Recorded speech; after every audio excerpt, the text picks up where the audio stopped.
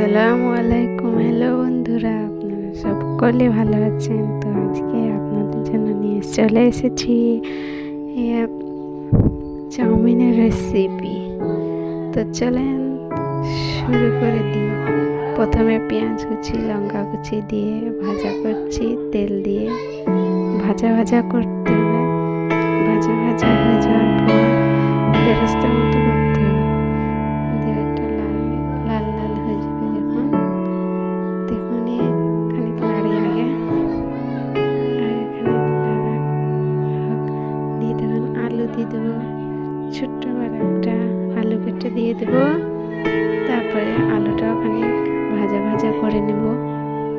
আলুটা খানিক ভাজা ভাজা হোক, দিয়ে তারপরে আলুটা খানিক ভাজা ভাজা হয়ে যাওয়ার পরে দেবো আবার একটু নুন দিয়ে আবার খানিক ভাজা ভাজা করবো।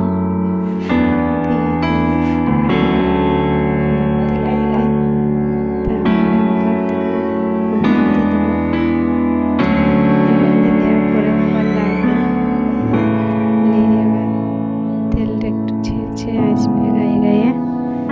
তেলটা ছাড়ার পর ডিমটা আবার খোসাটা আবার পড়ে গেছে ডিমটা হাত থেকে। ডিমটা খানিক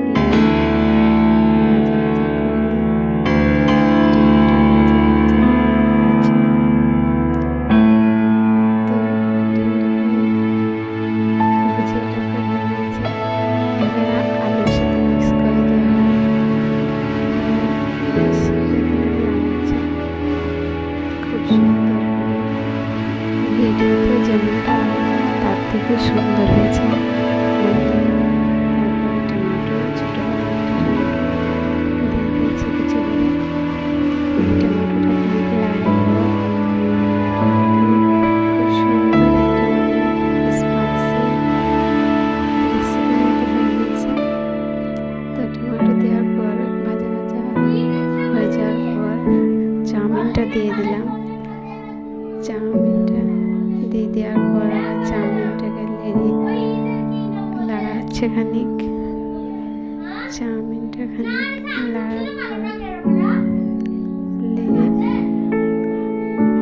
মিক্স করে নিচ্ছি সবারই সাথে। দিয়ে খানিক দেখতে কত সুন্দর হয়েছে বলেন বন্ধুরা।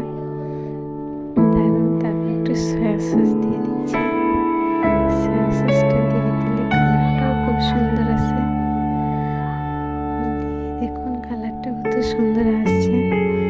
কালারটা দেখতে যতটা ক্যামেরার মধ্যে যতটা কেমন লাগছে জানি না, কিন্তু বাস্তবে দারুণ সুন্দর খেতেও হয়েছিল, দেখতেও হয়েছিল। তো লেড়ে লেড়ে খানিক লাড়া হয়ে যাচ্ছে। দেখতে পাচ্ছেন কত সুন্দর হয়েছে, কি সুন্দর না কালারটা। আর খানিক লাগা পর এবার কমপ্লিট। এই তো এবার দেখে নিন কত সুন্দর হয়েছে। জিভে জল চলে আসছে নাকি বন্ধুরা আপনাদের? টাটা।